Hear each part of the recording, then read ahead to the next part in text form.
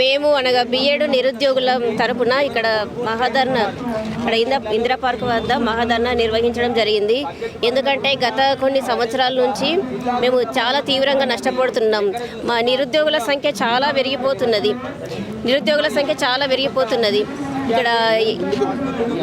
ఇక్కడ ఎడ్జిటి చేసిన వాళ్ళేమో చాలా తక్కువ మంది ఉన్నారు. బిఎడ్ చేసిన వాళ్ళేమో దాదాపు ఒక 5 లక్షల మంది ఉన్నాము. దాదాపు ఒక 200 పోస్టులు ఉంటే, అంటే ఎగ్జాంపుల్ 200 పోస్టులు ఉంటే 170 అంటే 100% పోస్టులు వాళ్ళకే. ఇంకా మా పోస్టుల్లో నుంచి మాకు ఉన్న 100% పోస్టుల నుంచి 70% పోస్టులు ప్రమోషన్స్ ద్వారా వెళ్ళడం వల్ల ఇన్ని లక్షల మంది బిఎడ్ నిరుద్యోగులకి కేవలం 30% పోస్టులు మాత్రమే ఉండడం వల్ల మేము ఎంత పుస్తకాలతో కుస్తీపడి చదువుతున్నా అసలు టెట్లో సంబంధం లేని సబ్జెక్టులు ఉన్నాయి. ఇప్పుడు ఎగ్జాంపుల్ మాది బయోసైన్స్, సంబంధం లేని సబ్జెక్టులన్నీ బయోసైన్స్కు కేవలం 16 మార్కులే ఉన్నాయి మాకు.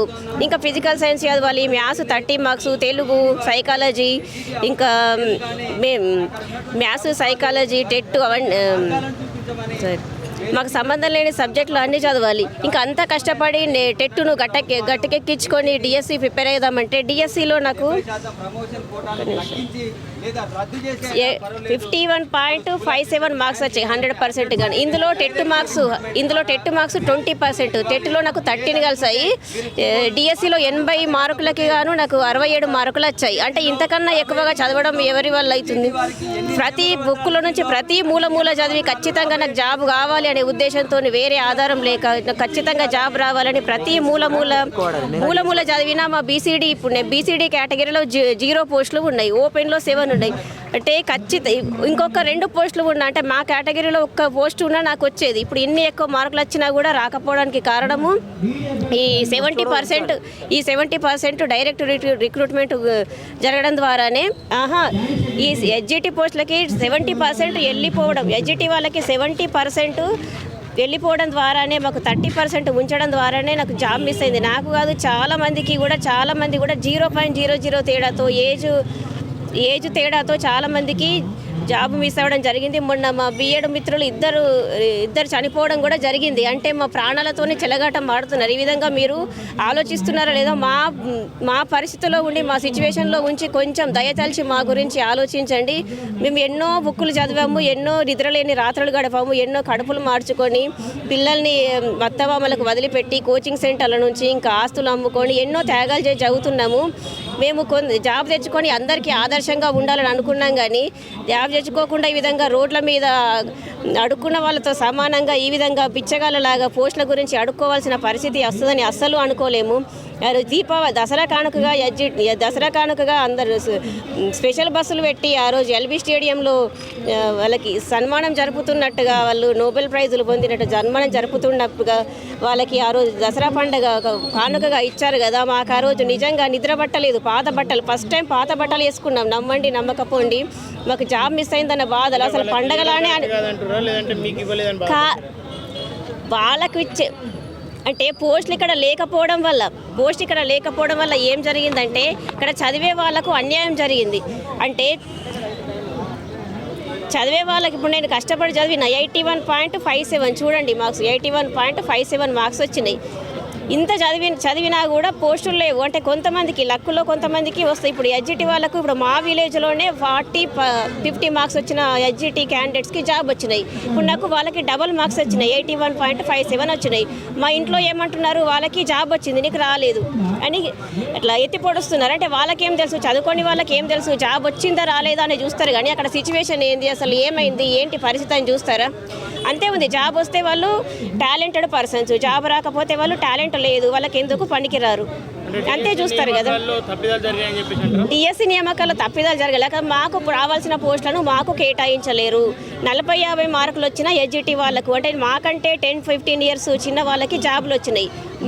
మాకంటే ఇప్పుడు మేము లైఫ్లో ఆల్రెడీ సెటిల్ అయి ఉండాలి ఈ పాటికి, అయినా కూడా మేము పిచ్చలలాగా మా పిల్లల ముందు మా పిల్లలు చదువుతున్నారు, వాటితో పాటు మేము చదువుతున్నారు. మా పిల్లలు అడుగుతున్నారు, ఇంకెన్ని సంవత్సరాలు చదువుతావు, ఇంకెప్పుడు జాబ్ వస్తుంది, మీకంటే చిన్నోళ్ళకు వాళ్ళకి ఆంటీకి జాబ్ వచ్చింది, వీళ్ళకి వచ్చింది, వాళ్ళకి వచ్చిందని అడుగుతున్నారు. మేము ఏమని సమాధానం చెప్పాలి? అంటే మాలో టాలెంట్ లేదా?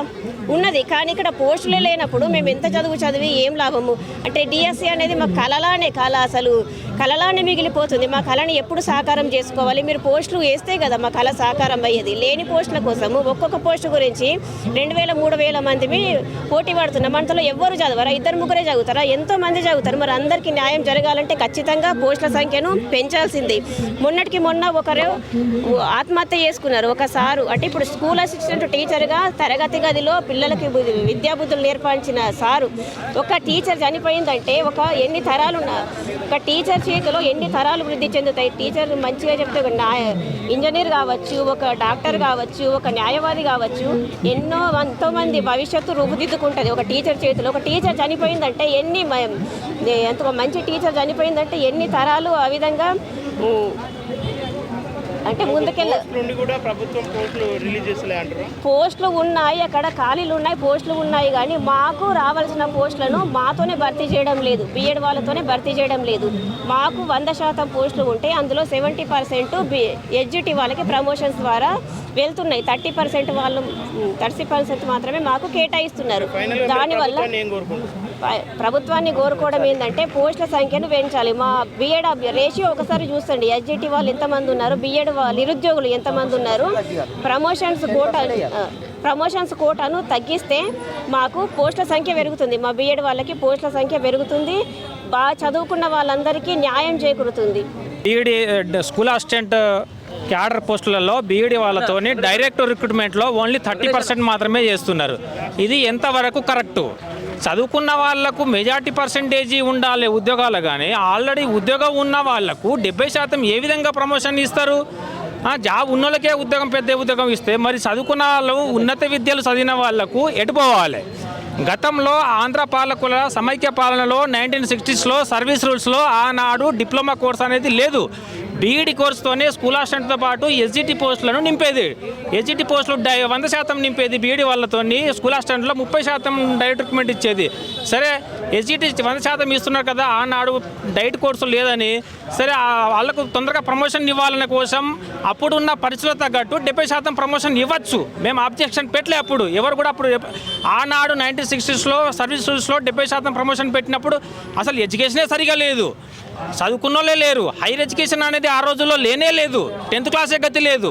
అప్పుడు పరిస్థితులు వేరు, ఇప్పుడు పరిస్థితులు వేరు. ఇప్పుడు డిప్లొమా కోర్స్ అనేది ఎస్జిటి వాళ్ళకి ఇవ్వడం వల్ల ఎన్సిటి ఏమో మీరు బీఈడి చేసుకోండి గెజెట్ ఇస్తుంది, మీరు ఎస్జిటికి ఎలిజిబిలిటీ ఇస్తామని అంటుంది, సుప్రీంకోర్టు ఏమో మీరు నాట్ ఎలిజిబుల్ అని అంటుంది. ఈ ఏంది పరిస్థితులు? ఈ వ్యవస్థలు ఏంది? ఈ సర్వీస్ రూల్స్ ఏంది? ప్రెసిడెన్షియల్ రూల్స్ ఏంది? ఎన్సిటి ఏంది? ఈ న్యాయస్థానాలు ఏంది? మమ్మల్ని ఈ అన్ని వ్యవస్థల మధ్యలో మేము బీఈడి వాళ్ళం స్కూల్ అసిస్టెంట్ క్యాడర్లో ఓన్లీ 30% ఇవ్వడం వల్ల మేము మధ్యలో నలిగిపోతున్నాం, చచ్చిపోతున్నాం. ఈ అన్ని వ్యవస్థలు మమ్మల్ని చంపుతున్నాయి. మా బీఈడి కోర్సుతో ఉన్న స్కూల్ అసిస్టెంట్ క్యాడర్ పోస్టులు మొత్తం 100% డైరెక్ట్ రిక్రూట్మెంట్ ఇవ్వాల్సిందే. ఎస్జిటి ఛాన్స్ ఎప్పుడు అయితే మీరు ఎలిజిబిలిటీ కాదని అన్నప్పుడు మా స్కూల్ అసిస్టెంట్ క్యాడర్లో మా పోస్టులు మాకు 100% డైరెక్ట్ రిక్రూట్మెంట్ ఇవ్వాల్సిందే. ఎవరో పోస్టులు ఎవరో మేము అడుగుతలేము. స్కూల్ అసిస్టెంట్ నుంచి ఏమో జిఎల్కి ప్రమోషన్ ఉండదు, ఎస్జిటి నుంచి స్కూల్ అసిస్టెంట్కి ఎట్లా ప్రమోషన్ ఉంటుందా? ఇది ఎంతవరకు కరెక్ట్? ఇది జిఎల్ ఏమో 90% డైరెక్ట్ రిక్రూట్మెంట్ ఉంది, అలా నాన్ టీచింగ్ వాళ్ళకే 10% ప్రమోషన్ ఉన్నది. ఇక్కడ ఏంది ఎస్జిటి వాళ్ళకు? ఇక్కడ మాకు ఎస్జిటి ఛాన్స్ ఇవ్వరు. ఛాన్స్ ఇవ్వకుండా ఓన్లీ స్కూల్ హాస్టల్లో 30% క్యాడర్ డైరెక్ట్ రిక్రూట్మెంట్ ఎట్లా కనెక్ట్ చేస్తారు? ఇది ఎట్లా ఉండదంటే ఆకలితో ఉన్న వాళ్ళకు ఎంగిలి మెతుకులతో కడుపు నింపుకోవాలన్నట్టు వ్యవస్థలు అన్ని చేస్తున్నాయి. మమ్మల్ని కడుపు నిండా తిన్న వాళ్లకు ఇంకా ఫుల్ భోజనం పెడుతున్నారు. ఇది ఎంతవరకు కరెక్టు?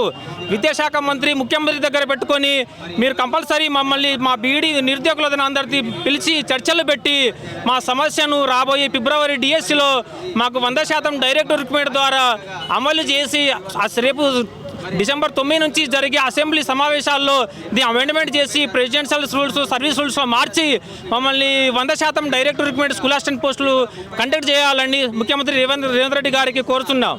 బడుగు బలైన వర్గాల జాతి బిడ్డలు ఇలా ప్రభుత్వ పాఠశాలలు ఎవరు చదువుతారు?